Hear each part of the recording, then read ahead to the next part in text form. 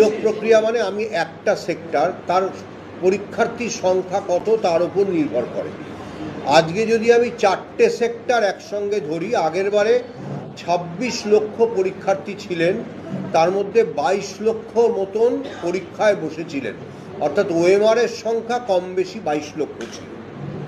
আজকে আলাদা আলাদা করে যদি সেক্টর ধরি, 9, 10 এবং 11, 12 শিক্ষকের যে ক্ষেত্রটা তাতে ৩ লাখের মতন ছিল, আর যদি ৩ লাখের একটু হয়তো সামান্য কম।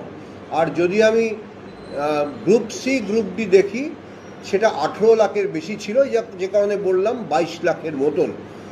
3 আর 18 21 হয়, আর কিছু হাজার হাজার করে সব জায়গায় হয়তো আছে, সেজন্য ওটা 22 লাখের কাছাকাছি। তা 11, ওই যে বললাম 11, 12 9 লাখ মিলে 2,90,000 পরীক্ষা দিয়েছিলেন। হ্যাঁ, এবং আবেদন অবশ্যই তার থেকে বেশি করেছিলেন, দুটো মিলে। 9, 10-এ 1,41,000, 11, 12-এ 1,50,000, আর গ্রুপ সি গ্রুপ ডিতে 18 লাখের থেকে কিছুটা বেশি, হাজারগুলি আমার মনে নেই, হাজারের সংখ্যাটাই বলতে পারলাম।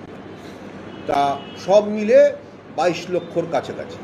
তা 22 লক্ষের একসঙ্গে নিয়োগ প্রক্রিয়া চালাতে যা সময় লাগে, স্বাভাবিক সেটা বহুগুণ যদি আমি শুধু 1.5 লাখ, শুধু 3 লাখের নিয়োগ প্রক্রিয়া চালাই।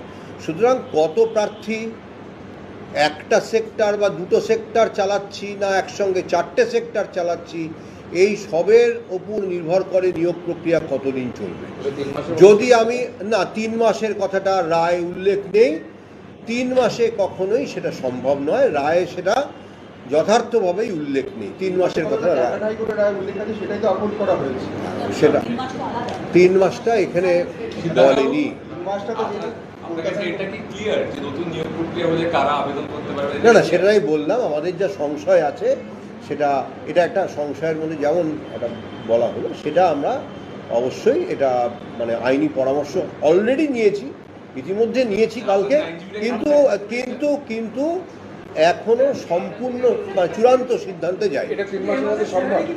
কোনটা বলতে পারবো না। স্যালারির ব্যাপারটা কমিশন দেখে না, কমিশন স্যালারিও দেয় না, কমিশন নিয়োগকর্তাও নয়।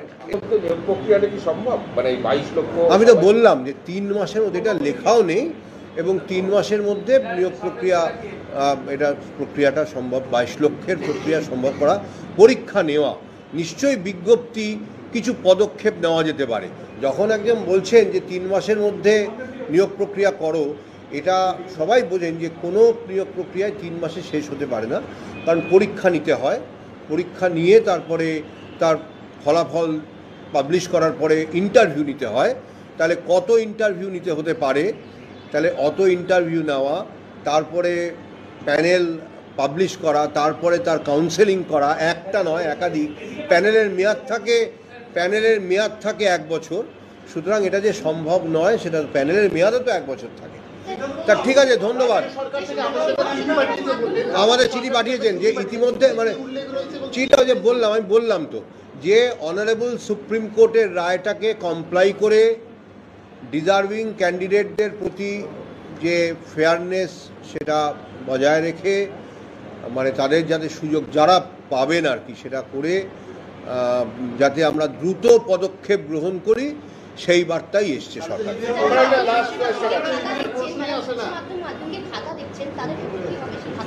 না, উইদাউট প্রেজুডিস থাকে, আমি বুঝতে পারলাম না, আমি বলতে পারবো না, এগুলো সার্ভিস কন্ডিশন, ওগুলো আমরা বলতে পারবো না। আমার একটা প্রশ্ন আছে। আচ্ছা ফাইনাল, আর একটা প্রশ্ন দিতে পারি না? না, এবার তুমি অনেকগুলো করেছো। আপনি কি কনফিডেন্ট যে এসএসসি যোগ্য এবং অযোগ্যের তালিকা জমা করেছিল কোর্টে, এবং এটা নিয়ে আমি বলবো না, কারণ অলরেডি একটা রায় আমাদের হাতে আছে। এসএসসি কি বলেছিল অযোগ্য কারা? মানে আপনারা পড়ে নেবেন, এই কলকাতা হাইকোর্টের থেকে, মানে ডিভিশন বেঞ্চ থেকে 18ই ডিসেম্বর 2023, 20শে ডিসেম্বর 2023, 5ই জানুয়ারি 2023 এবং সুপ্রিম কোর্টের প্রত্যেকটা এভিডেভিট আপনারা, এবং ফাইনাল নোটস অফ আর্গুমেন্ট সহ আপনারা পড়বেন। না পড়ে বা না হোমওয়ার্ক করে এই প্রশ্নগুলো আজকে করবার আর কোনো মানে নেই। তাতে আমি সন্তুষ্ট করতে পারিনি, সেটা অন্য প্রশ্ন। লাস্ট প্রশ্ন হচ্ছে যে আপনার কি মনে হয় এই যোগ্য অযোগ্য যে পৃথকীকরণ করা সম্ভব হলো না, এর জন্য দায় কার? এটা আমি বলতে পারবো, এটা না, আমি এইটার কোনো কমিশনের না, দায়। আমি এটার কোনো জবাবই দেব না। এটা অনারেবল সুপ্রিম কোর্টের 28 নম্বর প্যারাগ্রাফটা পড়বেন, উনি কেন কিভাবে দায় চাপিয়েছেন বা কি কারণের উল্লেখ করেছেন অনারেবল সুপ্রিম কোর্ট সেটা স্পষ্টভাবে উল্লেখ করেছেন। এটা পড়বেন, একই প্রশ্ন ঘুরিয়ে ফিরিয়ে করলে লাভ হয় না।